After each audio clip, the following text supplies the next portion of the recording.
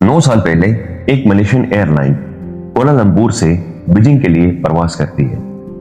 और बीच रास्ते में ओशन के ऊपर अचानक से गायब हो जाती है और ये बनती है दुनिया की सबसे बड़ी एविएशन मिस्ट्री। इंफॉर्मेशन वर्ल्ड में खुशामदीद। उम्मीद करता हूं कि आप सब खैरियत से हो। 8 मार्च 2014 को मलेशियन एयरलाइन का जहाज फ्लाइट MH370 रात के 12:42 AM को कोलालंपुर से टेक ऑफ करती है। इस फ्लाइट को चाइना की कैपिटल बीजिंग जाना था और इस फ्लाइट में टोटल 227 पैसेंजर थे, 10 फ्लाइट अटेंडेंट और 2 पायलट थे। एक कैप्टन का नाम था ज़ाहरी अहमद शाह और दूसरे कैप्टन का नाम था फारिक हमीद। ज़ाहरी अहमद शाह 53 साल का था और उसके पास 33 साल का फ्लाइट एक्सपीरियंस था और उसको मलेशिया के टॉप कैप्टन्स में शुमार किया जाता था। दूसरी तरफ को पायलट फारिक हमीद था जिसकी उम्र 27 साल थी और उन्होंने 2007 में मलेशियन एविएशन ज्वाइन किया था और 7 साल का फ्लाइट एक्सपीरियंस था। अब बात करते हैं प्लेन के बारे में। यह प्लेन बोइंग 777 था और उसमें किसी किस्म की मैकेनिकल या इलेक्ट्रिकल खराबी नहीं थी और रूटीन के मुताबिक यह प्लेन कोलालंपुर से टेक ऑफ करता है और 27 मिनट्स तक सही डायरेक्शंस पे उड़ता है और रूटीन के मुताबिक कोलालंपुर के एयर ट्रैफिक कंट्रोल के साथ राब्ते में रहता है और अपने लोकेशन के GPS सिग्नल्स भेजता रहा। रात के 1:09 पर यह फ्लाइट मलेशियन कोस्ट लाइन को क्रॉस करके साउथ चाइना सी के ऊपर चलना शुरू कर देता है और आखिरी बार मलेशियन एयर ट्रैफिक कंट्रोल से राब्ता करके जहाज के पायलट ज़ाहरी क्लियर सिचुएशन बताकर गुड नाइट कह देता है और ठीक 10 मिनट बाद यानी 1:19 पर जहाज पहुंचता है वियतनाम के एयर जुरिस्डिक्शंस में और वियतनाम की सिटी हो ची मिन के रडार के साथ कनेक्ट हो जाता है। जहाज के टेक ऑफ के बाद 37 मिनट तक सब कुछ नॉर्मल था, लेकिन ठीक 3 मिनट बाद यानी 1:21 पर जहाज वियतनाम के रडार से गायब हो जाता है। यानी कोलालंपुर और हो ची मिन दोनों के रडार से जहाज पूरी तरह गायब हो चुका था। अब हो ची मिन के एयर ट्रैफिक कंट्रोल ने फ्लाइट MH370 को अपने रडार से गायब देखा तो उन्होंने फौरन अपने वायरलेस टेक्नोलॉजी से जहाज को कॉपी कांटेक्ट करने की कोशिश की,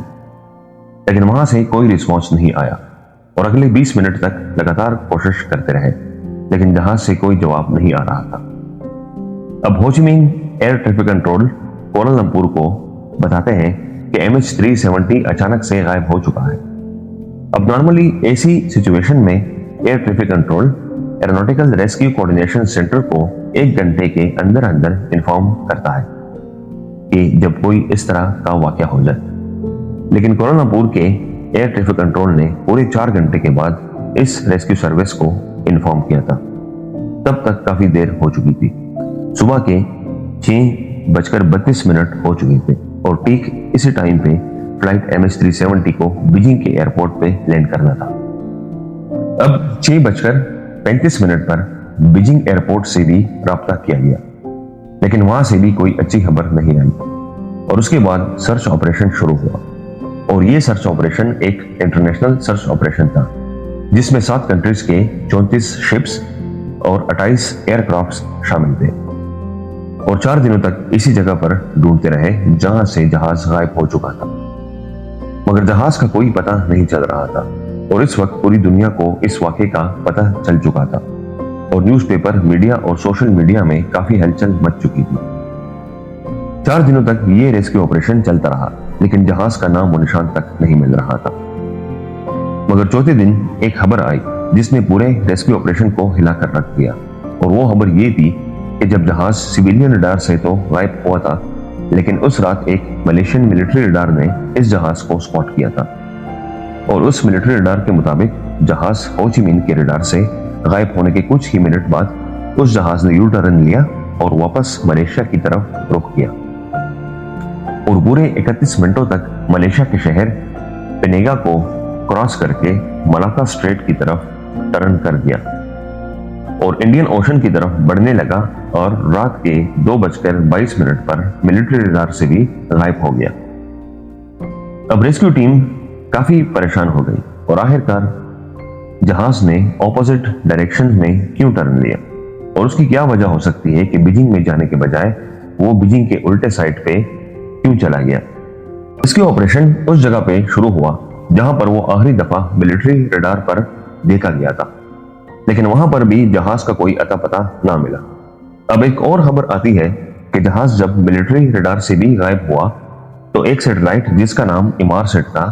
उस सैटेलाइट से कैप्टन लगातार कांटेक्ट करने की कोशिश करता रहा और उस सैटेलाइट के मुताबिक जब जहाज मिलिट्री रडार से गायब हुआ तो उसने दोबारा एक टर्न लिया और अगले 5 घंटों तक इसी डायरेक्शन में इंडियन ओशन के ऊपर फ्लाई करता रहा। सुबह 8:19 को जहाज ने आखिरी दफा इस सैटेलाइट को सिग्नल भेजा था और उसके बाद MH370 का कोई सिग्नल नहीं आया और हमेशा के लिए गायब हो गया। उसके बाद एक्सपर्ट्स ने जहाज की स्पीड और फ्यूल से अंदाजा लगाया कि ऑस्ट्रेलिया से 2000 किलोमीटर के वेस्ट में इंडियन ओशन के उस स्पॉट पे आकर जहाज का सैटेलाइट से आखिरी कांटेक्ट हुआ था और इस स्पॉट को द 7th आर्क कहा जाता है और इस 7th आर्क तक पहुंचने में जहाज को 8 घंटे लगे और जहाज में टोटल फ्यूल सिर्फ 8 घंटों तक ही था। इसलिए एक्सपर्ट्स ने अंदाजा लगाया कि इसी आर्क में ही फ्यूल के खत्म होने की वजह से इस जगह पे जहाज क्रैश हुआ होगा। उसके बाद यहां पर भी काफी सर्च ऑपरेशन शुरू हुए और 3 सालों तक कुछ नहीं मिला और इस पर टोटल 160 मिलियन का खर्चा हुआ। लेकिन जुलाई 2015 में इस जहाज का एक टूटा हुआ फ्लैपरॉन आइलैंड ऑफ रीयूनियन के साहिल पर पहुंचा और अगले कुछ सालों तक जहाज के कई छोटे छोटे टुकड़े अफ्रीका के साहिल पर मिले, लेकिन जहाज और उसमें पैसेंजर्स का आज तक कोई पता ना चल सका। जहाज में एक ब्लैक बॉक्स होता है जिसमें जहाज के अंदर होने वाली सारी एक्टिविटीज रिकॉर्ड होती है, इसलिए जब तक ब्लैक बॉक्स नहीं मिलता तब तक पता नहीं चलता कि जहाज के अंदर क्या हुआ है। क्योंकि काफी लोगों ने काफी थ्योरीज पेश की कि जहाज हाईजैक हुआ था, कुछ का कहना था कि जहाज के कैप्टन ने खुदकुशी कर ली होगी या कोई नया बरमूदा ट्रायंगल बना हुआ होगा इसी जगह पर या कोई इलेक्ट्रिक फॉल्ट आया होगा। लेकिन फिर भी वही बात आती है कि जब तक ब्लैक बॉक्स नहीं मिलता तब तक कुछ भी कहना गलत होगा। 2022 में इस जहाज के मिलने की एक नई उम्मीद आई। एक रिटायर्ड एरोस्पेस इंजीनियर जिसका नाम रिचर्ड गॉडफ्रे है, उन्होंने रेडियो वेव टेक्नोलॉजी का इस्तेमाल करके कुछ कैलकुलेशंस की और जहाज के असल लोकेशन का अंदाजा लगा लिया और कहा है कि ये जहाज इसी लोकेशन पे 4000 मीटर नीचे अभी भी मौजूद है। अब सवाल ये है कि इस जहाज पर मलेशिया फिर से सर्च ऑपरेशन शुरू करती है या नहीं। आज तक इस जहाज के 27 छोटे छोटे पार्ट्स मिले हैं, लेकिन पूरा जहाज और पैसेंजर्स का अब तक कोई पता नहीं। उम्मीद करता हूं कि मेरी ये वीडियो भी आपको अच्छी लगी होगी। प्लीज मेरे वीडियो को लाइक करें, शेयर करें और मेरे चैनल को सब्सक्राइब करें।